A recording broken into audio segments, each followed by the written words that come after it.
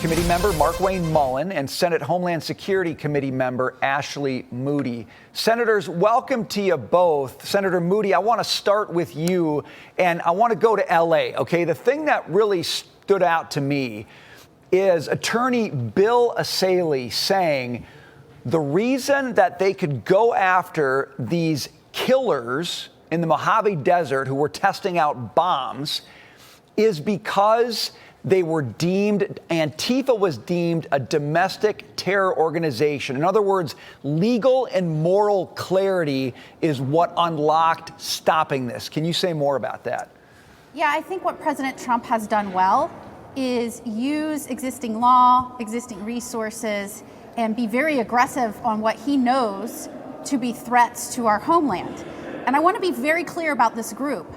This group was not only pro-Palestinian, they were also anti-government, anti-law enforcement, a truly subversive group. And we know that they would have acted and carried these things out. And so I cannot thank the president enough for telling his DOJ and law enforcement to be aggressive and rooting out these structures.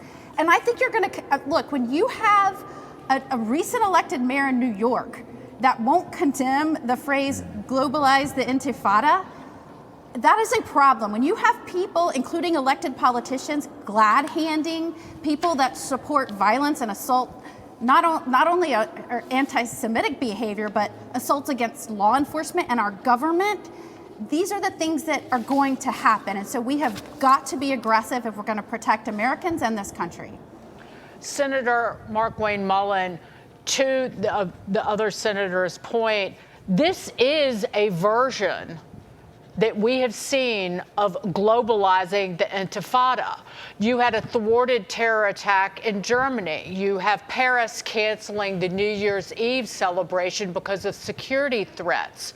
You have the terror attack that was disrupted on our soil, and then you have a feckless leadership, even in word and deed in Australia, that essentially allowed this to happen.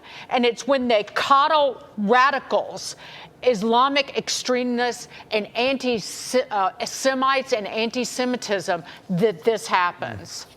Well, the Muslim population as a whole, with the extreme Islamic viewpoint, is what's bringing this anti-Semitic, anti-view, anti-lawlessness to our country. I mean, you think about it. Everywhere you see the Muslim population rise, you see the Islam faith try to move in, which, by the way, the Islam faith is not just a faith. It's a point of religion. If you read the Quran is a religious book that's a form of government that's pushing forward.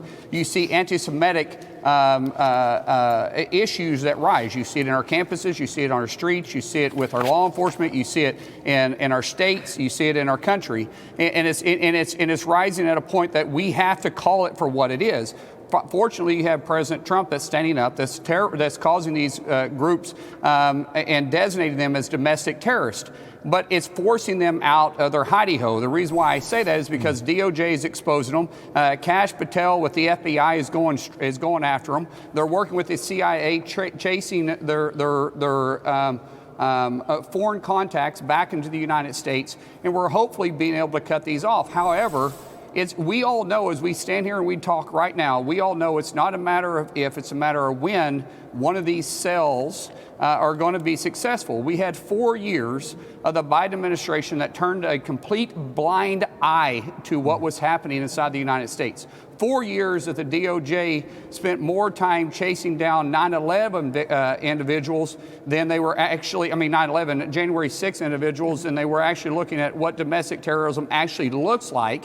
And that's what they have uncovered in LA, and they continue to uncover one plot at a time. Keep in mind, Dagan, it wasn't too long ago, they also disrupted a cell in Oklahoma City that was trying to do the exact same thing. And we're seeing this happen all over the country. I just want to, before Brian moves on, remind people, in the Oval Office address, some 12 days after the October 7th terror attack on Jewish innocents in Israel, that Joe Biden used the word anti-Semitism twice. He used the word Islamophobia 3 times. Right. That was his concern. Yeah. Go ahead. No, Senator Moody, I want to take us to Syria, where we had the killing of 2 Iowa National Guard members, others injured. I want to say exactly who they are.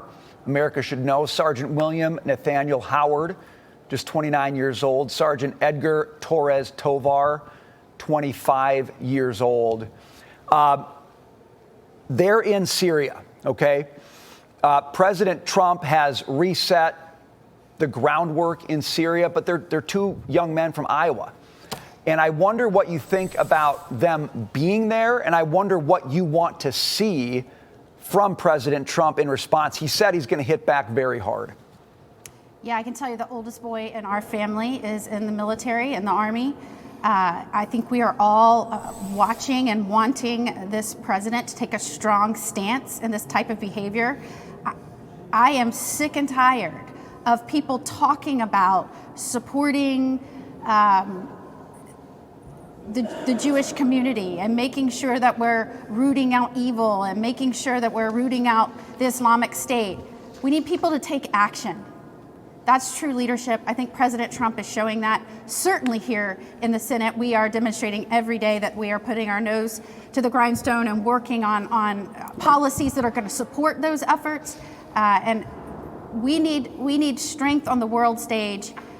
We need to make sure that the men and women that are over there serving this country, that they know we have their backs. And I want to jump in on this one too, because I want to keep in mind in 2017, when President Trump was in office, he was in office just a few months when Al-Qaeda killed a captain with 19th Group up in the Kandahar region.